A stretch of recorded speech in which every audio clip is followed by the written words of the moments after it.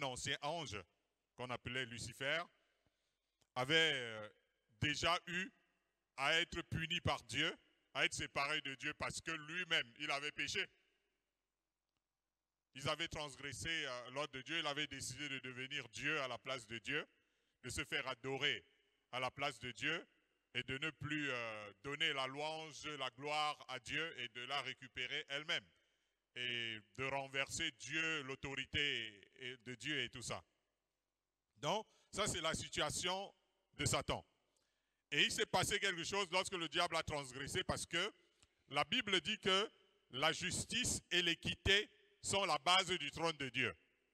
Ça veut dire qu'au ciel, ils savaient tous que sur le trône de Dieu, c'est marqué équité et justice. Ça veut dire que normalement, quand on parle déjà de la justice, lorsque quelqu'un fait quelque chose, il y a une condamnation qui va, donc qui suit la transgression. Et l'équité veut dire que tu reçois d'après la transgression, d'après ce que tu as fait. Donc, Satan qui avait vécu autour du trône de Dieu savait que la justice et l'équité sont la base du trône de Dieu. Ça veut dire que lorsque Dieu prononce une sentence, ça va se réaliser. Lorsqu'on transgresse ce que Dieu dit, on est mort en quelque sorte. Lorsque Satan apprend que Dieu a dit à Adam et Ève, le jour que vous allez transgresser le commandement que je vous ai donné, vous allez mourir. Alors lui qui savait qu'il avait déjà été séparé de Dieu, il avait déjà été condamné et qu'il était perdu, a fait tout ce qui était en son possible pour qu'il arrive à Adam et Ève ce qui avait été annoncé par le Seigneur. Ça veut dire que le jour que vous allez manger, vous allez mourir. Je ne sais pas si vous comprenez ce que je suis en train de vous dire. C'est un peu comme on dit souvent dans le langage habituel qu'on ne meurt pas seul. Donc Satan sait que lui, il a transgressé la parole de Dieu et que Dieu, c'est un Dieu juste, c'est un Dieu équitable et qui ne peut pas sortir de sa propre justice. Il sait que voilà quelqu'un qui vit tranquillement, voilà un couple qui vit tranquillement dans le dessein de Dieu. Il faut qu'il leur arrive ce qui m'est arrivé. D'autant plus que le Dieu qui a prononcé cette parole, c'est un Dieu qui est fidèle à ce qui sort de sa bouche. Et donc forcément, s'il leur arrive de transgresser la parole de Dieu, c'est fini pour eux aussi. Ils vont mourir. Je ne sais pas si vous comprenez ce que je suis en train de vous dire. Alors, il va donc s'approcher d'Adam et Ève et faire en sorte que ce qui lui était arrivé doivent absolument leur arriver. Souvenez-vous que dans la parole de Dieu, on parle de Satan comme étant le fils de la perdition pour qui il n'y eut point de miséricorde. Ça veut dire que Satan a connu Dieu comme un Dieu en qui il n'y a pas de miséricorde. Ça veut dire que lorsque vous allez transgresser, vous avez un retour. Et c'est ce qui lui était d'ailleurs arrivé. Donc jusqu'ici, il ne connaissait pas Dieu autrement. Voilà la face qu'il avait de Dieu. Voilà toute la connaissance qu'il avait eue de la part du Seigneur. C'est pour cela d'ailleurs que dans le royaume du diable, il n'y a pas de miséricorde. Ça veut dire qu'on sait que quand tu fais ce qui est mauvais, tu reçois le retour immédiatement. Parce que c'est comme ça que lui, il se disait que tel est le Dieu Tout-Puissant. Et comme Dieu a dit à Adam, si tu tombes, si tu transgresses, si tu désobéis, tu vas mourir. Et il connaît ce Dieu-là. Voilà tout ce qu'il connaît de Dieu. Il va donc s'approcher d'Adam et Ève pour qu'eux aussi, ils meurent. Pour qu'eux aussi, ils soient séparés de Dieu. Pour qu'eux aussi, ils périssent. D'autant plus que Dieu ne peut pas être un menteur. C'est Dieu même qui a dit. Je ne sais pas si vous comprenez ce que je suis en train de vous dire. Ça, c'est l'histoire de la Genèse. Alors, il va donc s'approcher d'Adam et Ève, les mandataires de Dieu, pour les amener à chuter, afin que pour eux, il n'y ait point de miséricorde comme lui aussi, il n'avait point eu de miséricorde de la part de l'Éternel. Alléluia. Et c'est important de voir qu'ici, lorsque les anges étaient tombés, il n'y a pas eu de questionnement. Dieu ne leur a pas demandé pourquoi vous avez fait ceci. Il les a simplement chassés de sa présence et les a précipités dans les abîmes. Et le diable sait que voilà ce qui va arriver également à Adam et Ève. Le premier étonnement de la part du serpent ancien, c'est de voir que Dieu vient carrément poser la question à Adam où il est. Il vient même lui demander ce qu'il a fait, etc. Alors que pour lui, il n'y a pas eu ce genre de négociation. Alléluia. Donc il est en train de découvrir là quelque chose qu'il n'avait pas connu lorsque lui, il était dans le ciel. Il n'avait pas vu cette face de Dieu. Souvenez-vous que la Bible présente dans le livre d'Apocalypse des êtres qui sont devant Dieu et ces êtres ont 4 faces. N'est-ce pas? Lorsque vous lisez l'Apocalypse, ils ont 4 faces. Ça veut dire que si un être, Dieu est capable de créer un être avec 4 faces. Ça veut dire qu'on peut connaître Dieu, un côté de Dieu, et ne pas maîtriser l'autre côté de Dieu. Et c'est ce qui va donc arriver ici. Gloire à Jésus. Donc, Dieu doit rester juste. Est-ce que Dieu ne sera pas juste envers eux? Parce que si Dieu décide tout simplement de dire, vous n'avez rien fait, tout va bien, alors le doigt accusateur de Satan sera pointé sur Dieu. Alors ça veut dire que tu n'es pas un Dieu de vérité, tu n'es pas un Dieu de lumière. Lorsque tu dis une chose, toi-même tu es le premier à transgresser ce que tu as dit. N'est-ce pas toi qui as dit que si ils meurent, s'ils transgressent, ils vont mourir? Mais d'où vient-il qu'à l'heure actuelle, tu parles un autre langage envers Adam et Ève alors que ces derniers ont transgressé ta parole? Alléluia. Alors qu'est-ce que Dieu va faire? Dieu va montrer un aspect. Il va dire, ok, il faut que quelqu'un paye. Dans la justice, lorsqu'il y a une transgression, il faut toujours un paiement. Lorsque quelqu'un l'a arrêté et qu'on l'a mis en prison, et que bon, il faille que cette personne se retrouve en dehors de la position de prison, qu'est-ce qui se passe souvent? Qu'est-ce qui se passe souvent dans la justice? On paye. Ça dit qu'il faut que quelqu'un paye, il faut absolument qu'il y ait paiement de quelque chose. Il devait y avoir la mort pour que Dieu reste juste. Vous comprenez ce que je suis en train de vous expliquer? Dieu a dit, s'il y a transgression, il y a mort. Il y a eu transgression d'Adam et Ève. Et pour que Dieu reste juste, pour que sa parole ne tombe pas à terre et que l'on sache que ce que sa bouche dit, ça doit l'accomplir, il devait y avoir mort. Donc le sang devait couler en quelque sorte. Mais au lieu que Dieu vienne dire à Adam et Ève, ok, à cause de ce que vous venez de faire, votre sang va couler. Il dit au serpent, le sang de la postérité de la femme va couler. Il y aura effectivement mort. Parce que le péché entraîne la mort. Mais voici ce que je prévois, c'est que ce soit le sang de quelqu'un d'autre. Là, vous êtes en train de me suivre?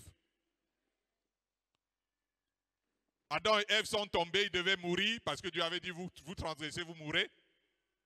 Ça veut dire votre sang va couler. Et lorsqu'Adam et Ève transgressent la parole de Dieu, le sang qui devait couler, il dit ce serait le sang de mon fils. Est-ce que vous êtes en train de comprendre ce qui se passe ici? Parce que dans la loi, le côté, l'autre face de Dieu, la face de Dieu dans la justice, parce qu'il n'y a pas de justice sans loi. C'est vrai ou faux? Il n'y a pas de justice sans loi. Et d'après la loi, sans effusion de sang, il n'y a pas de pardon. Ça veut dire que, ok, puisque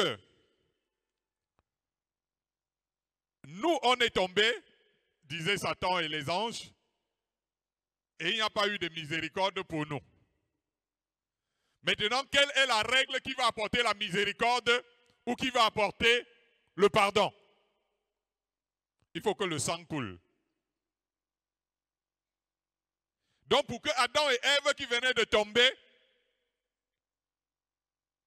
puissent recevoir la miséricorde, la règle de la miséricorde, la règle du pardon, dans la loi de Dieu, il fallait que le sang coule. Parce que si le sang ne coulait pas, Adam et Ève et leur postérité et leurs enfants, d'après la justice de Dieu, n'allaient jamais recevoir de pardon. Est-ce que quelqu'un est en train de me suivre? Nous sommes en train de vous parler de la loi de Dieu. Tel que le diable avait connu la loi de Dieu, c'était un Dieu juste et équitable. Ça veut dire que lorsque tu transgresses, tu meurs. Et Dieu dit à Adam et Ève, le jour que vous allez transgresser, vous mourrez. Or, Adam et Ève vont transgresser, et Dieu, au lieu de les frapper, va commencer à trouver une autre règle. Une autre loi qui n'avait pas existé pour Satan, la miséricorde, le pardon. Et maintenant, pour qu'il y ait justice, il faut que le sang coule. C'est pour cela que Dieu va donc dire au serpent, tu vas lui blesser le talon. Donc tu vas faire couler son sang. Mais ne fais pas couler le sang de ceux-ci. Alléluia. Ça veut dire que la sentence avait déjà été prononcée avant qu'Adam et Ève ne pêchent. L'âme qui paye, c'est celle qui mourra. La sentence avait déjà été prononcée. Maintenant, cette sentence ne peut pas retourner à Dieu, sinon Dieu n'est plus juste. Ça devient un peu arbitraire.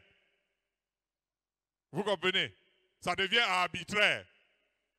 Si c'est qu'il y a certaines de tes créatures que tu punis lorsqu'ils font quelque chose et les autres tu épargnes, ça veut dire que tu es un Dieu arbitraire. Et donc, qu'est-ce qui va se passer? Dieu va dire, oui, la sentence va tomber. Mais on va faire ce qu'on appelle l'échange. Donc, on va substituer. Ça veut dire que, comme la sentence doit tomber sur celui-ci, on va substituer, ça tombe sur l'autre. Je ne sais pas si mon langage est trop compliqué. Ça veut dire que celui qui doit aller à l'exécution, à cause de la sentence, on va mettre quelqu'un d'autre.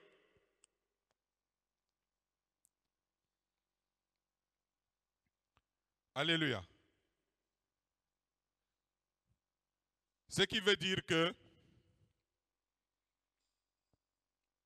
tant qu'il y aura une transgression et qu'on doit parler du pardon derrière ou de la miséricorde derrière, le sang devra toujours couler.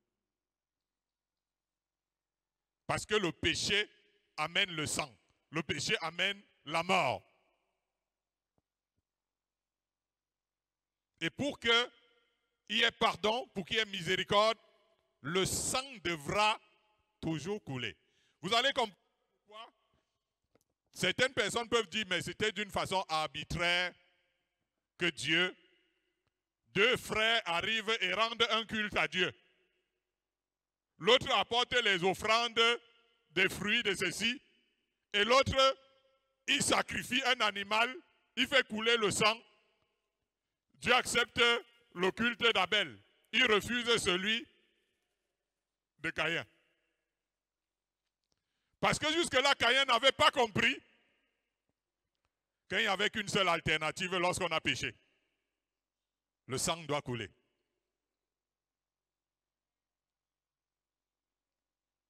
Parce que le péché sera toujours puni.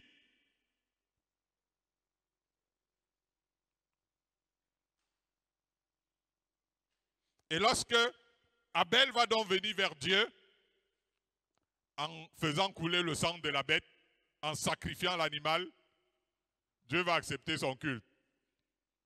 Va dire, avec l'effusion de sang, tu peux obtenir le pardon. Parce que quelqu'un a payé le prix du sang. Donc le prix du pardon sera le prix du sang.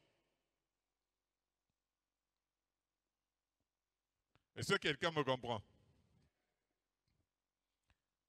Vous savez, nous allons rester dans le livre de Genèse. Genèse 22, versets 10 à 13. Genèse 22, le verset 10 à 13. Suivez ce passage. Nous voulons parler de ce que Jésus a fait pour notre salut. Comment nous pouvons y répondre et y adhérer pour que ce salut devienne concret chez nous. Genèse 22, versets 10 à 13, il est écrit. Puis Abraham étendit la main et prit le couteau pour égorger son fils.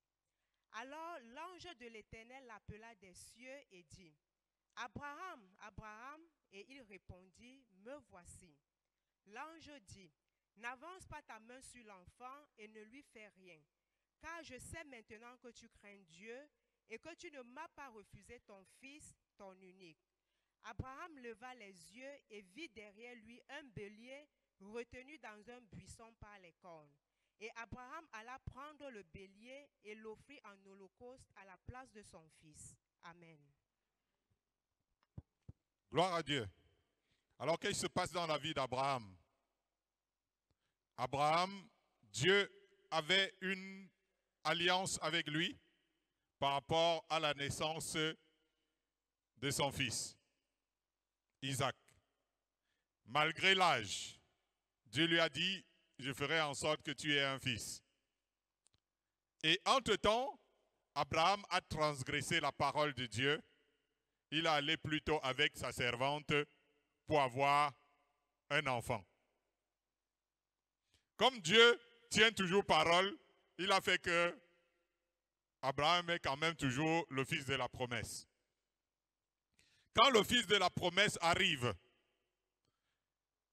il y a ce qu'on appelle l'arbitraire dans la justice et l'équité de Dieu. Parce que Abraham n'a pas tenu dans la foi. Abraham a transgressé la promesse. Donc ça veut dire que la justice est réclamée. Cet enfant qui arrive doit mourir. Et parce que il est né dans la désobéissance. Parce qu'il est né dans l'incrédulité. Ça veut dire qu'entre-temps, il y a eu désobéissance et incrédulité. Et le diable sait très bien que Dieu est le Dieu de justice et d'équité. Il réclame la vie de l'enfant. Et Dieu joue le jeu. Vous comprenez ce que je suis en train de vous dire? Et Dieu joue le jeu. Tu accuses Abraham parce que c'est la désobéissance qui amène la mort. Dieu joue le jeu afin de sortir de l'arbitraire et qu'il y ait une raison maintenant. Abraham, sacrifie-moi ton fils unique, Isaac. Abraham allait vivre quelque chose d'horrible. Imaginez-vous votre fils unique. Parce que Ismaël avait été chassé. Qui a 12 ans déjà. Donc, il est en train d'aller vers quelque part. Et puis, il faut le sacrifier. La différence, c'est qu'Abraham a obéi à Dieu. Vous avez compris ce que je suis en train de dire? Il y a un acte d'obéissance qui, devant la justice de Dieu qui est juste et équitable, vient un peu combattre le premier acte qui a amené à ce que l'enfant soit réclamé. L'obéissance d'Abraham. Et la foi d'Abraham, qui, selon le livre d'Hébreux, avait maintenant la foi que Dieu peut ressusciter son fils Isaac et qui n'a plus à désobéir à Dieu. Et Abraham va aller sur la montagne pour sacrifier son fils à cause de son péché. Comme on dit souvent que la punition du péché des parents sur les enfants. Est-ce que vous comprenez ce que je suis en train de dire? Les enfants subissent parfois, comme Adam et Ève sont tombés et nous subissons les conséquences de leur chute. Donc, Isaac va subir la conséquence du péché de son père. C'est-à-dire la mort, parce que le péché entraîne la mort. Dieu dit, si ce n'est pas toi, toi-même que je vais tuer parce que tu as péché, c'est le sang de ton fils qui va payer le prix de ton péché. Et au moment où Abraham, après avoir failli à la foi, va sacrifier Isaac, qui allait subir les conséquences du péché de ton père, Dieu l'arrête. Il dit que tu viens de faire honte au diable, à l'accusateur. Tu es devenu incrédule, tu étais devenu désobéissant, et là maintenant, qu'est-ce que l'accusateur va dire? Te voilà obéissant, te voilà rempli de foi. Et le fils, il n'a pas regimbé si c'est Dieu qui dit j'accepte papa. L'obéissance du père, l'obéissance du fils. Ça devient déjà très fort pour des gens qui ont passé dans la désobéissance. Mais puisque le sang doit couler, Dieu dit voilà le bélier.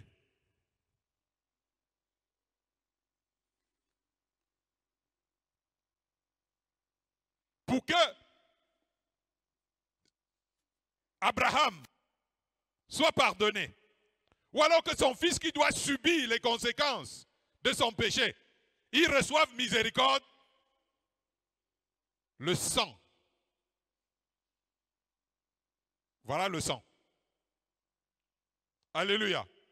Et Dieu offre le bélier pour que le bélier soit sacrifié. Alléluia. Ça dit, en attendant, pour les croyants de cette époque-là, Jésus n'est pas encore revenu. En attendant le sacrifice du Fils de Dieu qui devait couler. Voilà le bélier. Voilà la bête que je sacrifie à la place des pécheurs. Amen. Ça veut dire, comme Dieu dit dans le livre d'Ésaïe, parce que vous avez du prix à mes yeux, je donnerai des vies pour vos vies. Oui, c'est vous qui devez mourir, mais ok, comme je vous aime et parce que vous êtes précieux à mes yeux, je vais donner d'autres vies à votre place. C'est ce qui va se passer. Alléluia. Même si c'est des vies des animaux, pour couvrir vos péchés et vos transgressions, même si l'animal ne vaut pas l'homme, c'est mieux que rien. Parce que de toute façon, c'est moi qui détermine pour savoir laquelle de mes créatures est plus grande que l'autre. Vous les anges, c'est moi qui vous ai créé. Vous les hommes, c'est moi qui vous ai créé.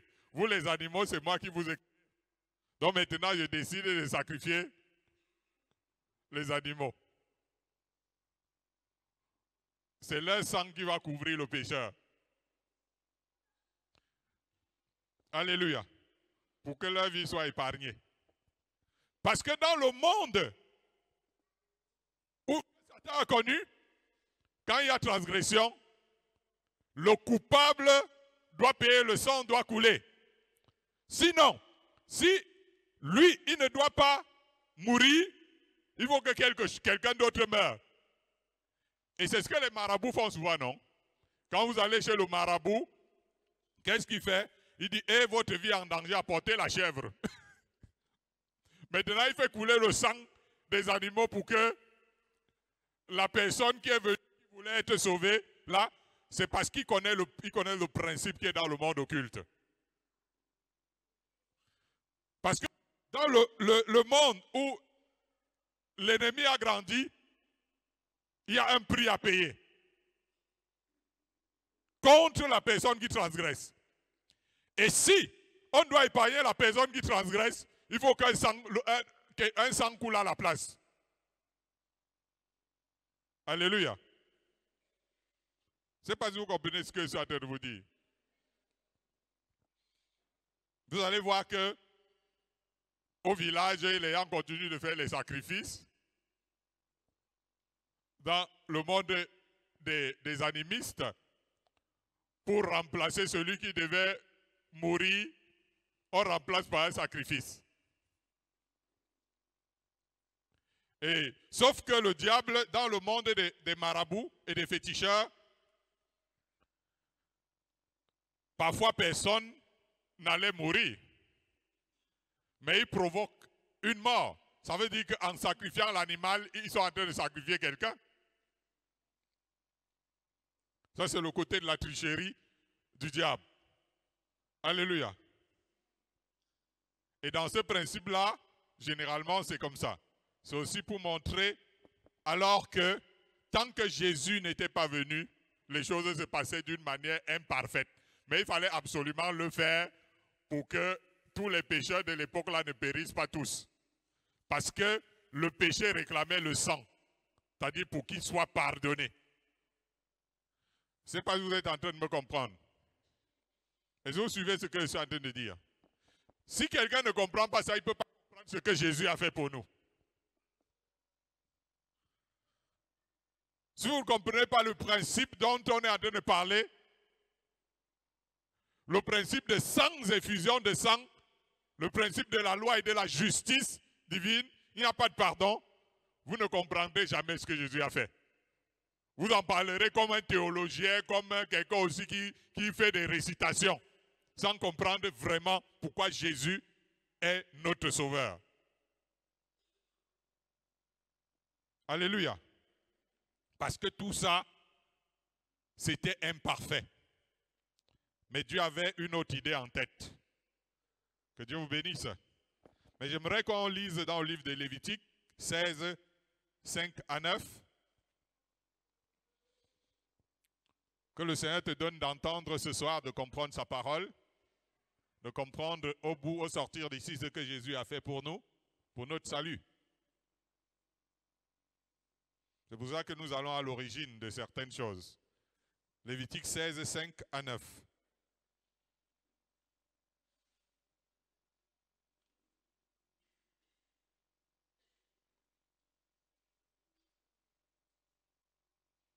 Lévitique 16, versets 5 à 9, il est écrit.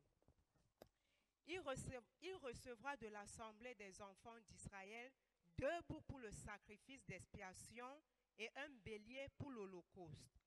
Aaron offrira son taureau expiatoire et il fera l'expiation pour lui et pour sa maison.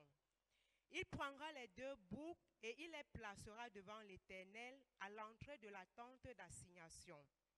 Aaron jettera le sort sur les deux boucs, un sort pour l'Éternel et un sort pour Azazel. Aaron fera approcher le bouc sur lequel est tombé le sort pour l'Éternel et il l'offrira en sacrifice d'expiation. Amen. Amen. Ici, le Seigneur est en train d'expliquer le pourquoi des sacrifices.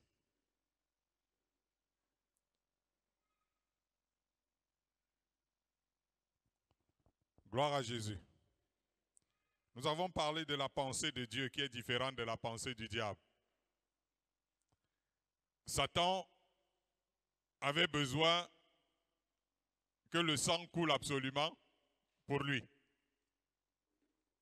Mais dans la pensée de Dieu, il s'en servait, comme vous direz, un bouc émissaire. Et vous avez déjà vu que quand quelqu'un est coupable de quelque chose, après, maintenant, comme on ne comprend même pas comment on va arrêter le coupable, parfois on accuse quelqu'un d'autre et la personne devient le bouc émissaire. Il passe subir à la place des coupables. Même vous-même en grandissant, il vous est arrivé d'être un bouc émissaire. Ça veut dire que quelqu'un avait fait quelque chose et la personne a échappé et c'est vous qui avez subi. Est-ce que vous êtes en train de comprendre ce que je suis en train de dire? Je n'entends pas. Gloire à Jésus. Alors qu'est-ce que Dieu va faire? À cause des transgressions, il va expliquer le culte des sacrifices qui devra être établi. Lorsque les gens vont transgresser la parole de Dieu, lorsque les gens vont se rendre coupables des choses qui concernent la loi, etc., parce que la loi réclame la mort et qu'il faut le sang, alors qu'est-ce qui va se passer? Vous allez trouver un bouc émissaire.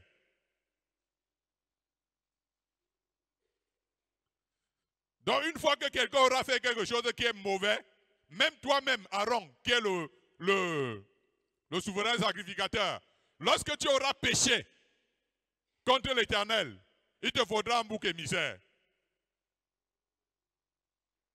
Parce que le péché amène à la mort. Comme ça, l'animal sera le bouc émissaire. Donc il va subir à ta place. Donc généralement, chaque jour, je dis bien chaque jour, deux boucs ou deux béliers mouraient pour les péchés du jour. Pour que le pardon soit accordé au peuple. Donc le soir, Aaron venait et faisait le sacrifice d'abord pour lui-même et les autres sacrificateurs. Parce qu'eux-mêmes n'étaient pas moins pécheurs. Donc comme ça, comme ils font l'expiation pour leur propre péché, après maintenant il prend le bouc, l'autre bouc, il impose les mains sur lui pour qu'il reçoive tous les péchés du peuple. C'est pour ça qu'on l'appelait Azazel. Azazel qui veut dire émissaire, bouc émissaire. C'est ça la signification d'Azazel. Est-ce que vous êtes en train de comprendre ce que je suis en train de dire? Donc, le bouc allait porter les péchés des vrais coupables. Donc, il était question, par l'imposition des mains qui se passaient, de transmettre à l'animal tous les péchés des croyants. Ça veut dire que ceux qui étaient des croyants à l'époque, parce que je ne suis pas en train de vouloir vous parler, à l'époque, Dieu ne gérait pas les incroyants. Quand quelqu'un n'était pas croyant, il était frappé là-bas par rapport à ce qui lui arrivait. Mais comme Dieu avait créé un peuple, ce peuple-là au moins, il a créé des boucs émissaires chaque jour pour que ces boucs reçoivent leurs péchés et qu'ils soient sacrifiés à leur place, leur sang coule. Et comme ça, chaque jour, ils sont pardonnés par rapport à ceux qu'ils ont fait les péchés du jour. Et vous vous rendez compte que c'était une vraie gymnastique. Il ne fallait pas oublier. Donc, c'est ce bouc-là qui allait subir tous les sorts. Tous les mauvais sorts, toutes les malédictions qui proviennent souvent du péché. Et du mal que les gens peuvent faire. Donc lui, il venait, il subissait tous les péchés, il subissait tous les sorts étaient remis sur lui. Quelqu'un me comprend? Si vous ne comprenez pas la loi, vous ne pouvez pas comprendre ce que Jésus a fait. J'insiste là-dessus. Ça veut dire que quoi? Le bouc émissaire portait sur lui tous les péchés du jour.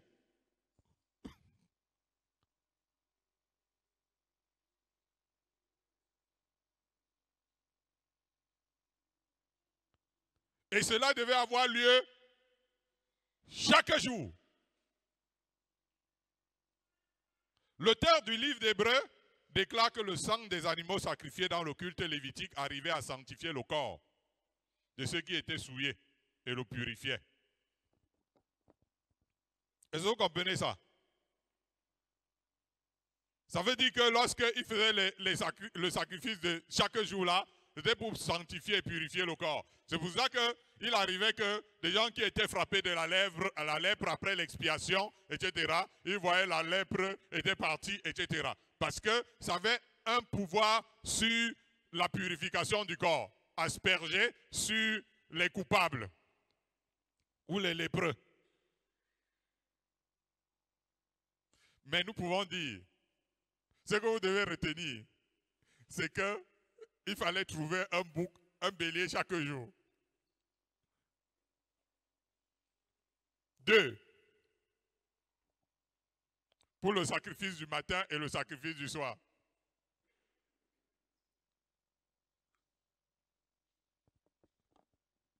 Forcément, il fallait un sang plus puissant qui irait jusqu'à sanctifier, non pas seulement le corps, parce que malheureusement, les âmes et les consciences restaient.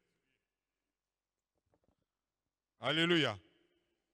Il fallait un sang plus puissant qui allait sanctifier et purifier les âmes et les consciences. Et c'est là que le sang de Christ devrait intervenir. C'est pour dire, malgré tous ces sacrifices qui étaient faits, les âmes n'en profitaient pas. Les esprits n'en profitaient pas. C'est pour ça que tous ceux qui mouraient, ils se retrouvaient dans les régions inférieures. Même Samuel, qui a été un grand prophète, lorsqu'il est mort, il s'est retrouvé dans les régions inférieures. Et Jésus va raconter le pauvre Lazare, même qui était quelqu'un qui avait la crainte de Dieu et l'origine, il se retrouvait tous dans les régions inférieures. Même si on les séparait là-bas, mais ils vivaient chaque jour les horreurs des cris qu'ils entendaient, donc tu ne peux même pas avoir le repos. Si tu habites dans un endroit où tu entends les cris horribles des damnés, chaque jour de ta vie, même si toi-même tu n'es pas dans le feu là, tu seras en paix.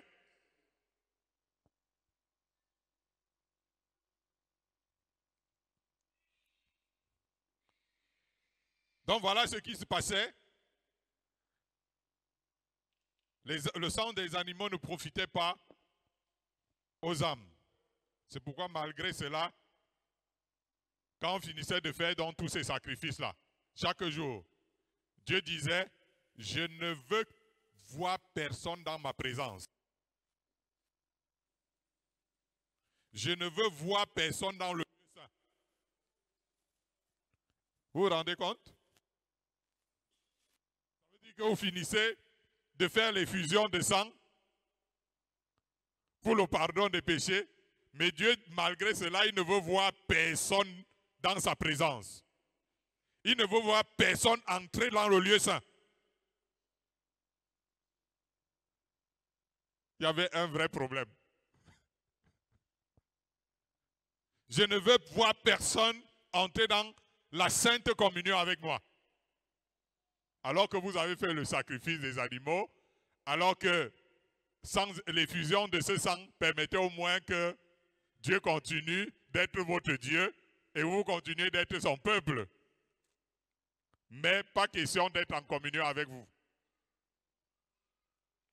En plus, si on devait continuer à fonctionner de cette manière, ça veut dire que pour que nous soyons pardonnés chaque jour, il fallait toujours sacrifier un animal. Je suis sûr qu'il n'y aurait plus des animaux sur la terre. N'est-ce pas? C'est important que vous compreniez l'importance de ce que Jésus a fait. Parce qu'imaginez-vous le peuple de Dieu qui, tous les jours, pour avoir le pardon des péchés du jour, devait faire un sacrifice le matin, un sacrifice le soir. Pour que Dieu continue d'être votre Dieu et que vous continuez d'être son peuple. si c'est ce système qui devait continuer d'être utilisé jusqu'à aujourd'hui, nous aurons tous péri parce que c'est les plus forts qui allaient souvent arracher le petit animal qui existe encore quelque part pour faire leur part d'expiation.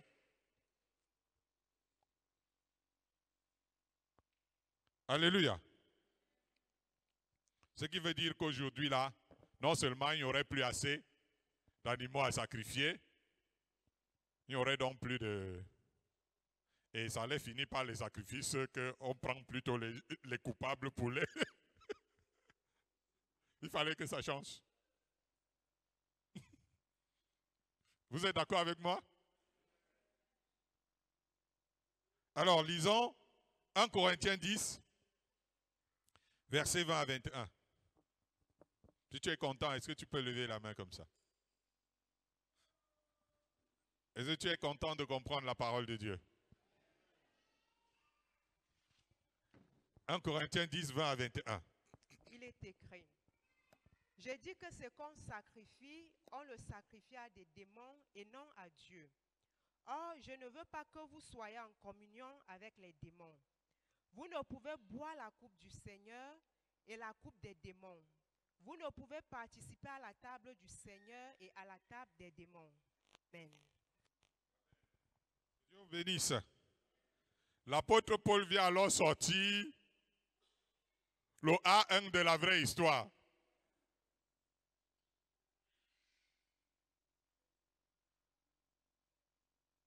Il vient dire que les sacrifices,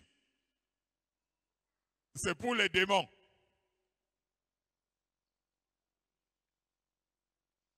Ça veut dire que depuis que Dieu avait lancé les trucs là, c'est parce qu'il y avait quelqu'un qui réclamait le sang des pécheurs. Parce que le diable, c'est quelqu'un, il te met une peau de banane, quand tu tombes, il vient, il te tue. Il dit que ouais, c'est lui-même qui crée la peau de banane et c'est lui-même qui dit, te voilà alors à terre. Et Dieu va ordonner les sacrifices qui ne sont pas à Dieu. Dans la révélation profonde de l'apôtre Paul, mais aux démons. Le sang versé des sacrifices cultuels, nous le voyons ici, ce n'était pas pour le Seigneur. C'était pour les anges déchus qui réclamaient le sang des coupables.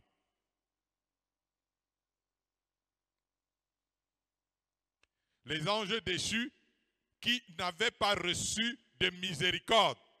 Vous êtes Dieu, tu n'es pas un Dieu arbitraire, tu es juste.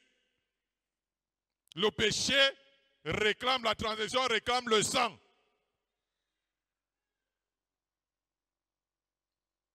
L'âme qui pêche, c'est celle qui mourra.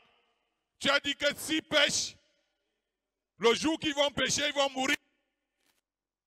Ça doit couler. Dieu dit, waouh, on va faire alors comment pour régler cette affaire? Ok, le sang va couler, voilà le sang. Et l'apôtre Paul dit, les sacrifices, c'était pour les démons. Pour qu'ils laissent les coupables en paix.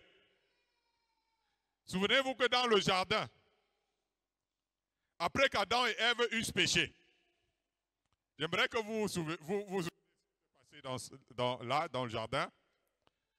Adam et Ève, lorsqu'ils sont tombés, il fallait réparer la chose immédiatement. Dieu est en train de parler de la postérité, la femme qui viendra, mais là, ceci, ça va se passer comment? Lisez bien dans le livre de Genèse 3. Après que Dieu ait fini de parler, il a sacrifié les animaux. Lui-même, il a sacrifié les animaux et il a pris les peaux, il a donné à Adam et Ève, mais les sacrifices là, c'était pour que laisser Adam et Ève d'abord quand même respirer. Si vous les tuez maintenant, mon plan pour l'humanité va se faire comment? Dieu lui-même, il a sacrifié les animaux. Directement. Voilà, prenez ça. Donc, ce n'était pas seulement pour l'habillement, mais pour que le sang des animaux les couvre. Pour qu'il y ait un sacrifice d'expiation de leurs péchés, afin que le diable ne réclame pas leur propre sang. Vous savez ce que Dieu dit dans David, dans le psaume 50? Pour que vous compreniez ce que je suis en train de dire, que c'est pour les démons que Dieu faisait les sacrifices, acceptait les sacrifices. Dans le psaume 50, Dieu dit, vous pouvez ouvrir là-bas, mais c'est écrit, « Je ne prendrai pas de taureau dans ta maison, ni de bouc dans tes bergeries, car tous les animaux des forêts sont à moi, toutes les bêtes des montagnes par milliers. Je connais tous les oiseaux des montagnes, et tout ce qui se meut dans les champs m'appartient. Si j'avais faim, je ne te le dirais pas, car le monde est à moi et tout ce qui renferme. Est-ce que je mange la chair des taureaux? Est-ce que je bois le sang des boucs? Offre pour sacrifice à Dieu des actions de grâce et accomplis tes vœux envers le Très-Haut. » Et vous voyez que cette parole est pleinement en communion avec la parole de Paul, qui dit que ce qu'on sacrifie, c'est pour les démons, ce n'est pas pour Dieu. Parce que Dieu n'a pas besoin des sacrifices de la chair des animaux, il n'a pas besoin du sang des animaux. C'est un peu comme si Dieu avait fait un compromis pour sauver les coupables là. Comme les démons réclament la chair et le sang, ce sont des vampires. Ok, en compensation pour chacun de vos fautes du jour, donnez-leur plutôt ça. Comme ça, vous êtes épargnés. Voilà ce qui se passait avant. Ceci confirme très bien que les sacrifices étaient pour apaiser les démons accusateurs, épris de vengeance et réclameurs du sang des coupables. Lorsque l'apôtre Paul dit que ce qu'on sacrifie, c'est pour les démons. Il précise que les sacrifices étaient pour les démons. Et c'est moi qui le dis. À partir du moment où le sang était versé pour les démons, les croyants étaient inconsciemment en contact avec eux sans le savoir. C'est pour ça que l'apôtre Paul dit que c'est pour ça que Dieu ne voulait pas avoir affaire à eux. Parce que de toute façon, pour les sauver, ils étaient obligés de faire des sacrifices pour les démons. Donc vous n'entrez pas dans ma présence. L'Ancien Testament, lorsque quelqu'un veut marcher sur l'Ancien Testament, il est perdu. C'est trop compliqué. Même s'ils étaient épargnés de la mort, ils étaient inconsciemment en contact avec les démons qui devaient consommer les sacrifices. Est-ce que vous savez pourquoi on appelle le diable, qui est le serpent ancien dans le livre d'Apocalypse, le grand dragon rouge? Hein? Parce qu'il est rouge de sang. La Bible l'appelle le grand dragon rouge, c'est-à-dire rouge du sang de toutes les victimes sacrifiées depuis la fondation du monde, qu'elles aient été animales ou malheureusement souvent humaines. On va dire que les sacrifices cultuels ont été une sorte de deal. Et vous savez ce qu'on appelle un deal? Pour que les coupables subsistent, pour que nos parents continuent de vivre, ou qu'ils survivent à leur transgression, de peur d'être livrés à Satan parce qu'ils ont péché, de peur d'être dévorés par le lion rugissant qui cherchait juste qui pêche afin de les dévorer.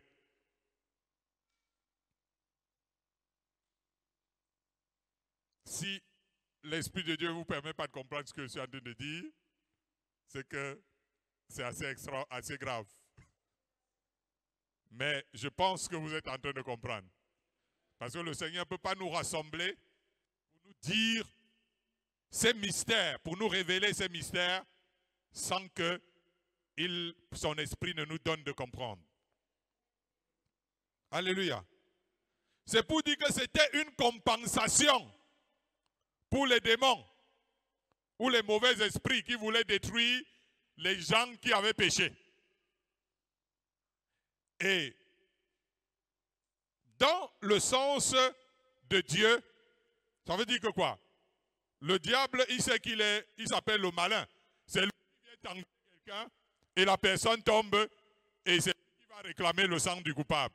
De dire, il faut aussi trouver un moyen pour que le coupable qui est toujours trompé par le diable, qui veut sa peau, il y a une compensation. Gloire à Jésus. L'âme du pécheur ne pouvait pas être sauvée pour autant. L'âme. Je vous ai dit que ça concernait le corps. D'autant plus qu'il ne faisait que nourrir les démons pour survivre. C'était de ça qu'il était question.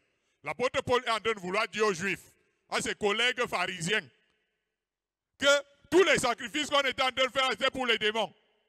Maintenant, le Fils de Dieu est venu, il a donné sa vie à sacrifice. Vous êtes en train de continuer de faire les sacrifices. Ça veut dire que vous êtes toujours en train de nourrir les démons. Alors que quelqu'un est déjà venu régler le problème. Alléluia. C'est vrai que c'était avec la permission de Dieu.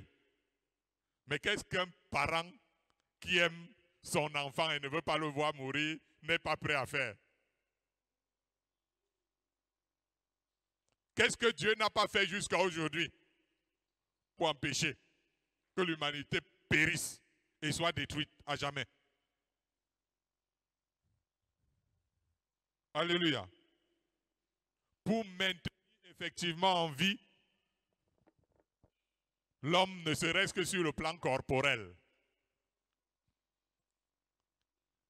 Mais il fallait que ce genre de méthode change. Alléluia. Mais il fallait que ce genre de méthode change. Est-ce que quelqu'un est avec moi?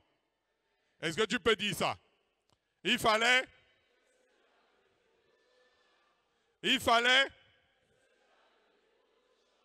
Gloire à Dieu. C'est là que nous pouvons lire dans le livre d'Hébreux 9, versets 13 à 14. Hébreux 9, 13 à 14.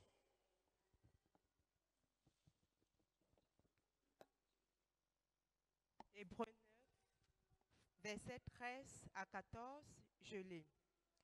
Car si le sang des taureaux et des boucs et la cendre d'une vache répandue sur ceux qui sont souillés sanctifie et procure la pureté de la chair, combien plus le sang de Christ, qui par un esprit éternel s'est offert lui-même sans tache à Dieu, purifiera-t-il votre conscience des œuvres mortes, afin que vous serviez le Dieu vivant.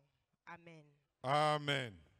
Alors, nous voyons que le sang des taureaux et la chair, bien sûr, quand on dit la cendre, ça veut dire que c'est la chair.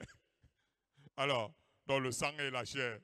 Alors, un peu comme on dirait, Jésus parlerait de son corps et son sang, etc., pouvait épargner la vie corporelle aux transgresseurs.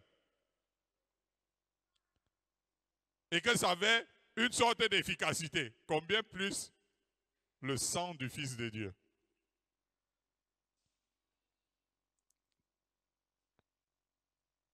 Et le sang du Fils de Dieu, quand ça vient régler le problème, l'apôtre, celui qui écrit dit, pour que vous serviez le Dieu vivant.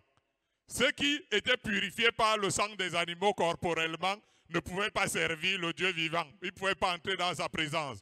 Mais lorsque le sang de Jésus coule, maintenant, et qui purifie l'être tout entier, c'est pour rendre possible la communion avec Dieu. Il est incontestable que les sacrifices des animaux sur le plan cultuel avaient leur efficacité, quoique limitée à l'enveloppe corporelle. Nous avons dit qu'il y a des lépreux qui ont été purifiés, non, de leur lèpre, avec le sang des animaux. Dieu a voulu à travers son propre Fils, c'est-à-dire son propre sang, offrir un sang plus efficace pour le salut de l'humanité.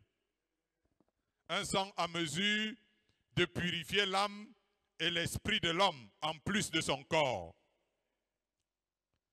L'autre sang, celui des animaux, était charnel, quoique imbibé des âmes des animaux. Mais le sang de Christ est spirituel et éternel. Le sang des animaux devait être versé tout le temps, chaque jour. Le sang de Christ, c'est une fois pour toutes qu'il s'est sacrifié. Et il va donc rendre les autres sacrifices inutiles aujourd'hui. Ça, c'était bon pour hier. Aujourd'hui, les sacrifices des animaux, c'est inutile. Parce que le sang de Jésus a pris la place. Il y avait eu transition, partant du sacrifice des animaux au sacrifice du Fils de Dieu pour purifier et sanctifier les pécheurs.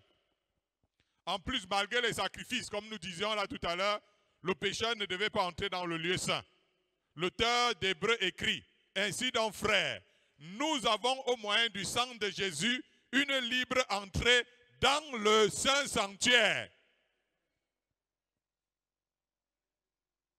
Là où Dieu disait, malgré les sacrifices qu'on avait fait avant, je ne veux pas voir quelqu'un entrer dans ma présence. Maintenant, avec le sang de Jésus, il dit, si ce n'est pas le sang de Jésus que vous passez, vous avez accès dans ma présence. C'est pourquoi lorsque Jésus a donné sa vie sur la croix, souvenez-vous, la Bible dit, lorsque Jésus rendit l'esprit, le voile du temple qui séparait les gens du peuple, les croyants, avec la présence de l'Esprit Saint, s'est déchiré depuis le haut jusqu'en bas. Lorsque Jésus a donné sa vie, le voile là qui séparait les gens d'avec là où Dieu habitait, ça s'est déchiré. Qu'à partir d'aujourd'hui, comme mon fils a donné son sang, vous avez accès à moi.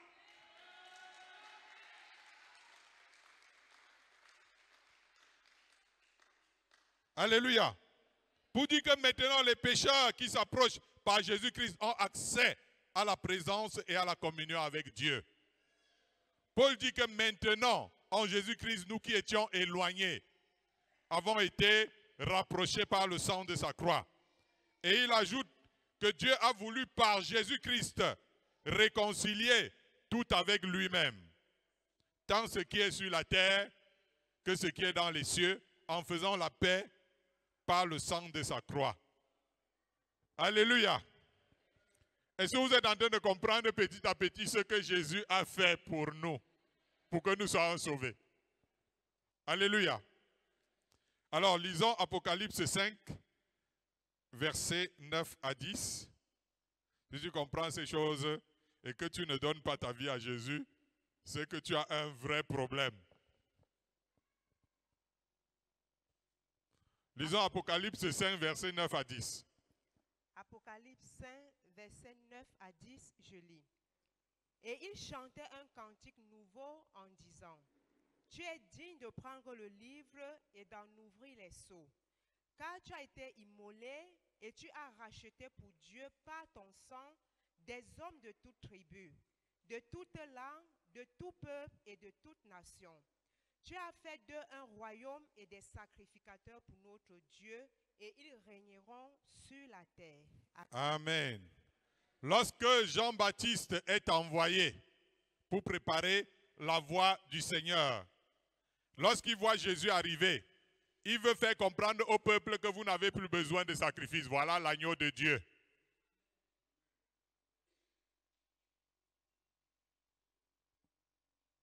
Vous n'avez plus besoin des animaux. Vous n'avez plus besoin des boucs. Vous n'avez plus besoin des oiseaux. Vous n'avez plus besoin de rien.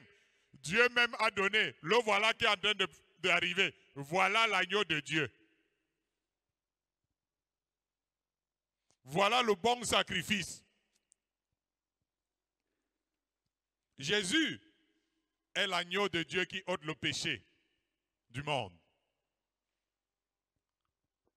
Quand après la résurrection du Seigneur, l'apôtre Jean avait été transporté au ciel. Dans le livre d'Apocalypse, c'est ça qu'il raconte. Et il a vu comment on célébrait l'agneau de Dieu là-bas, donc Jésus. Celui que Jean appelait l'agneau de Dieu, Jean-Baptiste. Là-bas au ciel, on reconnaît qu'il a racheté les hommes pour Dieu par son sang. Voilà ce qui est reconnu dans le royaume de Dieu, dans le ciel. Et c'est ce que Jean avait découvert là-bas. Que là-bas, on reconnaît Jésus comme l'agneau de Dieu qui a donné son sang et qui a racheté tous les hommes par son sang. En plus, là où Satan régnait sur la terre, ceux qui suivent l'agneau de Dieu, y régneront. Beaucoup de gens disent que Dieu a laissé sa puissance à Satan. C'est vrai, si on voit les ravages que l'ennemi est en train de faire dans le monde, Satan a gardé sa puissance, mais il ne peut plus rien contre ceux qui suivent l'agneau de Dieu. Voilà la différence. Celui qui est dans le monde peut toujours chanter, Dieu a laissé toute sa puissance à Satan. C'est bien beau tout ça. Mais il n'a plus de pouvoir sur celui qui suit l'agneau de Dieu. Il n'a plus de pouvoir sur celui qui se cache derrière le sang de Jésus. Jésus dit lui-même, ceci est mon sang, le sang de l'alliance qui est répandu pour plusieurs, pour la rémission des péchés. Jésus nous a délivrés de nos péchés par son propre sang. Et Jésus va dire, c'est une alliance. Et vous savez que l'alliance, c'est comme un pacte, n'est-ce pas? L'alliance, c'est comme un pacte. Et l'ancienne alliance, qui est un peu comme l'ancien pacte, c'était avec le sang des animaux. La nouvelle alliance, qui est comme un nouveau pacte, c'est avec le sang de Christ, pour être racheté de ses péchés. Il faut premièrement accepter de faire alliance avec Jésus aujourd'hui. Il dit que l'affaire de son sang, c'est une alliance. Ça ne regarde pas celui qui n'est pas dans cette alliance. Ça veut dire que celui qui ne fait pas alliance avec le Christ, son sang ne sert à rien. Parce que c'est un sang qui est pour l'alliance. Quand on dit, tu vas dire, moi je suis religieux, j'ai cru, je suis de telle ou telle religion. C'est bien beau. Mais dites-moi, quelle religion a coulé son sang pour toi? Jésus présente l'alliance en son sang. Et il dit que c'est avec moi qu'il faut faire alliance. Alléluia. Et dans cette alliance-là, chacun ne donne pas son sang. C'est moi qui donne mon sang, dit Jésus.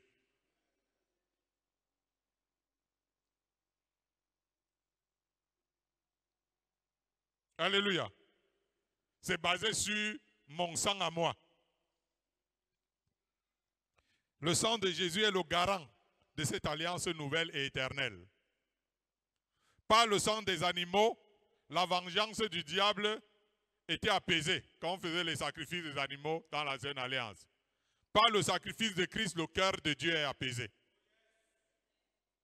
Le cœur de Dieu lui-même est apaisé. Et même si Dieu avait quoi contre toi, lorsque tu décides de faire alliance avec le Christ qui a payé de son sang, le cœur de Dieu envers toi se retrouve apaisé. C'est lui, Jésus, la postérité blessée de la femme que Dieu a destinée par son sang à être pour ceux qui croiraient victimes propitiatoires, afin de montrer sa justice. Ça veut dire que Dieu est resté juste. Le péché a été puni, mais c'est tombé sur lui. Parce que Dieu avait laissé impunis les péchés commis auparavant, au temps de sa patience, en livrant des animaux. Maintenant, il dit, mon fils, il verse son sang pour que je sois apaisé envers celui qui fait alliance avec mon fils. Et l'apôtre Paul va ajouter, à plus forte raison donc maintenant que nous sommes justifiés par son sang, serions-nous sauvés par lui de la colère. Mais l'évangile dit que celui qui ne croit pas au Fils de Dieu, la colère de Dieu demeure. Alléluia. La Bible dit, si tu crois au Fils de Dieu, tu auras la vie éternelle. Tu auras la paix avec Dieu. Mais celui qui ne croit pas au Fils de Dieu, la colère de Dieu demeure sur lui. C'est un peu comme si rien ne s'est passé pour toi. Nous n'avons pas été rachetés par de l'or. Nous n'avons pas été rachetés par de l'argent. Comme souvent, lorsque quelqu'un a été emprisonné, on veut qu'on apporte une caution de l'argent pour qu'il sorte de la prison. Mais c'est le sang de Jésus qui a été le prix que Dieu a payé. Pour que tu sortes de la prison de Satan. Pour que tu sortes de la prison du mal. Pour que tu sortes de la prison du péché. Alléluia. Le sang précieux de Jésus-Christ. Il n'y a rien de plus précieux qui existe dans tout l'univers qui soit utile pour le salut d'un individu. Gloire à Jésus-Christ. Normalement, en entendant ces choses, quel que soit l'état dans lequel ton cœur était, tu peux commencer à trouver un apaisement en disant, ah Seigneur, il y a une porte de sortie. Il y a moyen pour moi d'être racheté, d'être sauvé. Ce n'est pas moi qui paye, c'est toi qui as payé. Tout ce que tu veux, c'est que toi et moi, on se mette ensemble. Et la Bible dit que nous sommes élus selon la préscience de Dieu le Père par la sanctification de l'Esprit afin de devenir obéissants et de participer à l'aspersion du sang de Jésus-Christ par la grâce de Dieu. L'apôtre Pierre dit que nous devons devenir obéissants et nous devons participer à l'aspersion du sang de Jésus. Il y a aussi les enfants du diable dans le monde, n'est-ce pas? Comme Jésus l'avait si bien dit. La Bible dit que nous devons participer à l'aspersion du sang de Jésus. Nous ne participons pas au sacrifice de Jésus maintenant, mais puisque son sang a coulé, puisque son sang est là, c'est à ce sang que nous participons désormais. La seule preuve que quelqu'un n'est pas du diable, c'est lorsqu'il reconnaît Jésus-Christ comme son Seigneur et son Sauveur personnel. Un enfant du diable ne peut pas accepter Jésus. Chaque fois que ton cœur a résisté à accepter Jésus, c'est parce que le diable t'a tenté. C'est parce que le diable a endurci ton cœur pour que tu n'acceptes pas celui qui est mort sur la croix pour toi. C'est pourquoi Judas, qui était du diable, malgré tout le temps qu'il a passé avec Christ, ne l'a jamais accepté. Et la Bible dit que Judas était du diable. Tu ne dois pas courir le risque de te prendre, qu'on te confonde avec quelqu'un qui est du diable, que depuis qu'on te présente Jésus, tu n'acceptes pas. Est-ce que tu es Judas? Hein? Nous obéissons à l'évangile pour devenir participants de l'aspersion du sang de Christ afin que Jésus ne soit pas mort pour rien. Chacun de nous doit devenir le produit et le bénéficiaire du sacrifice parfait du Fils de Dieu. Et tu dois commencer par accepter que tu es un pécheur. Et tu dois confesser tes péchés aujourd'hui. Tu dois savoir, si tu es sincère, le sang de Jésus va te purifier de tes péchés. C'est dans son précieux sang que tu dois laver ton âme pécheresse. Ton âme a péché. Et depuis, tu veux sortir de la mauvaise vie. Tu veux abandonner le mal, ça ne marche pas. Tu ne peux pas. Va vers Jésus, va vers son sang, parce que son sang est capable. Nulle part ailleurs ton âme ne sera sanctifiée, ni lavée. C'est dans le sang précieux de Jésus-Christ. C'est son sang seul qui peut te blanchir devant la justice de Dieu, de tout ce que tu as pu faire comme mal. Tu ne peux pas vaincre le diable avec tes propres œuvres, avec ton éducation, avec ta religion. C'est seulement par le sang de Jésus-Christ. Alléluia. Et ta foi pour vaincre celui qui t'accuse et qui réclame ton âme à cause de tes péchés. Il n'y aura pas d'autre sacrifice. Si tu te sacrifies toi-même parce que tu as fait du mal, tu iras en enfer. Il y a des gens qui se suicident, ils se sacrifient lui-même. Comme j'ai fait trop de mal, je me suicide, je me sacrifie. Mais il part en enfer tout de même. Ton propre sacrifice ne peut pas te sauver. Il n'y a qu'un seul sacrifice qui te sauve. C'est celui du Fils de Dieu. C'est celui de Jésus-Christ. Et il ne faut pas que tu continues d'attirer la colère de Dieu sur toi. Amen. Tu ne dois pas être à l'origine de ta propre condamnation en tenant le sang de Christ pour profane. Et en négligeant un si grand salut, orchestré par Dieu lui-même pour le salut de ton âme. Alléluia. Si tu n'as jamais fait le pas, ce soir, je t'invite à venir ici devant pour qu'on prie pour toi.